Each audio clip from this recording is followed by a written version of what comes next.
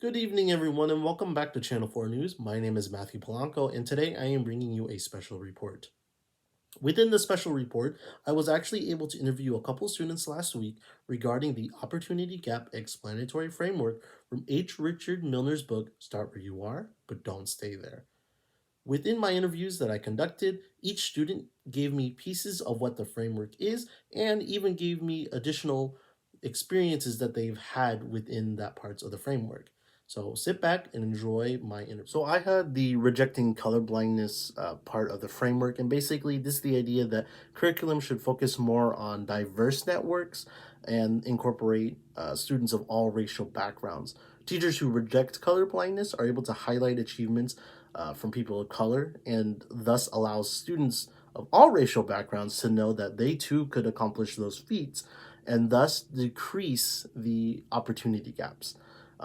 Teachers who may accept colorblindness fail to diversify the curriculum and may focus more on Eurocentric views.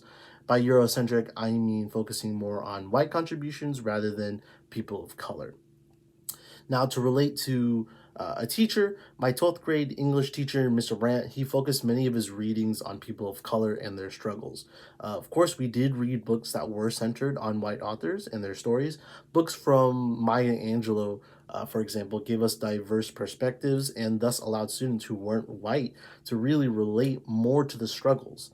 Mr. Brandt wanted to give us experience in diverse representations of work, and even our final project was to explain our own cultures and how we lived. Basically, having the experience to see diversity from Mr. Brandt really showed the aspects of colorblindness. Different students have different cultural backgrounds. To understand the cultural conflicts, teachers should develop a cultural diversity knowledge base. Teachers should understand the cultural characteristics of different ethnic groups. They have to collect information about different histories, different languages, different habits, and different ways of studying in different cultures. After that, teachers need to respect different ethnic cultures, and the curriculum should incorporate multicultural education methods, not make students completely forget their cultural backgrounds. In the school we are interned, teachers often let students read their favorite books. The teacher doesn't dictate what books the students must read. When students finish reading a book, the teacher will ask them to do a reading response presentation. In the class, a little girl from Japan read a Japanese comic book and shared Japanese comics with her classmates. I think this kind of classroom embraces different cultures, which is really Thank you so much for having me. My name is Caroline Callaghy, and I'm going to talk a bit about the myth of meritocracy.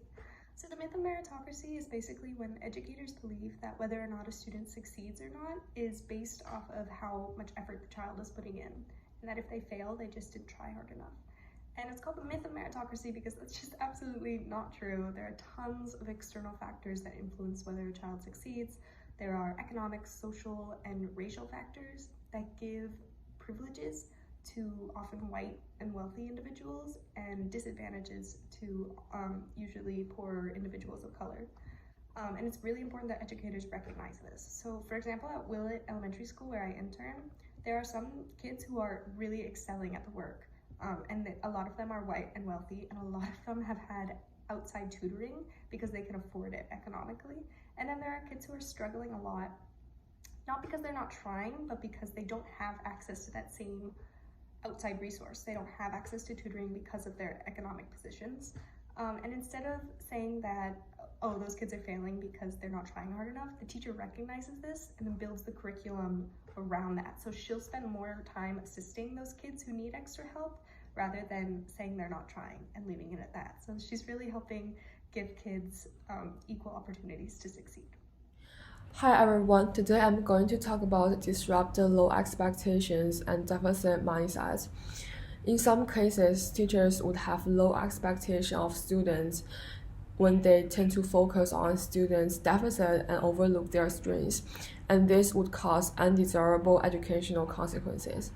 For example, teachers may avoid teaching challenging material to students because they think students are not capable to learn them.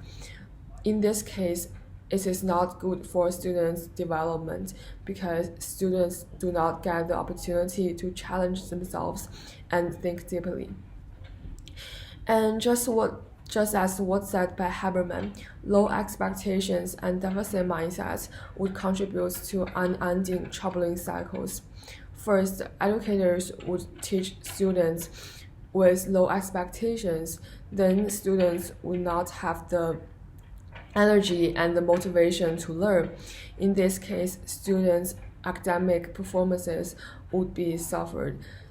Then the teachers would be more assertive that students don't have the capacity to learn. So, how to disrupt those low expectations? Teachers can recognize students' assets and try to use those assets to create learning opportunities for students.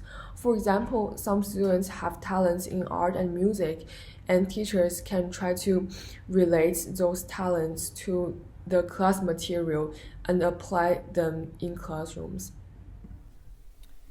My topic is rejecting a neutral mindset.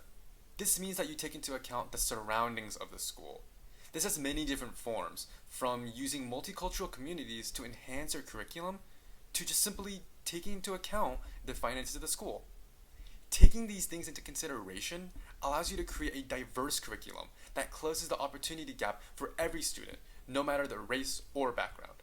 However, not rejecting this neutral mindset can create a stale curriculum that perpetuates the fact that there are no disparities in the world and that enforces colorblindness, as discussed in previous sections.